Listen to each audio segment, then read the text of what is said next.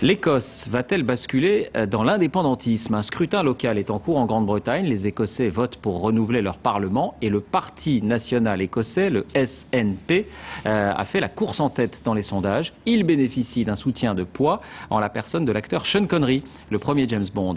Envoyé spéciaux à Édimbourg, Maryse Burgot, Dominique Marotel.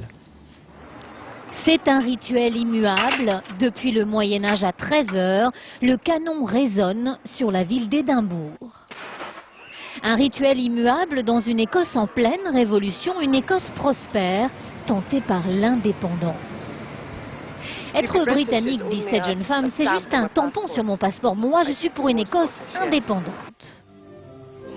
Quitter la monarchie britannique, une idée relayée par l'un des Écossais les plus célèbres, l'acteur Sir Sean Connery.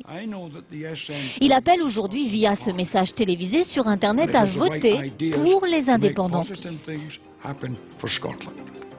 Car l'Écosse, qui jouit déjà d'une certaine autonomie, élite aujourd'hui son parlement régional. Le parti indépendantiste en tête dans les sondages rappelait aujourd'hui par téléphone à ses sympathisants d'aller voter. Ce financier français, installé en Écosse depuis 20 ans, est tout acquis à cette cause. Je crois que, effectivement, après 300 ans, les avantages qu'il y a eu pour l'Écosse à faire partie de la Grande-Bretagne, avoir accès à l'Empire britannique, au marché de l'Empire britannique, tout cela maintenant c'est du passé, c'est terminé.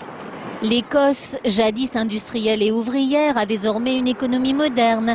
Beaucoup de ses grands patrons ne voient donc plus aujourd'hui aucune raison de rester dans le giron britannique. Nous pensons que notre économie serait bien plus performante si nous en contrôlions nous-mêmes tous les mécanismes. Si les indépendantistes l'emportent ce soir, ils promettent un référendum sur l'indépendance dans les prochaines années. Envisager que l'Écosse quitte le Royaume-Uni n'est donc plus du tout farfelu. Ce Parlement régional flambant neuf pourrait un jour devenir l'Assemblée nationale d'un pays souverain. Une image.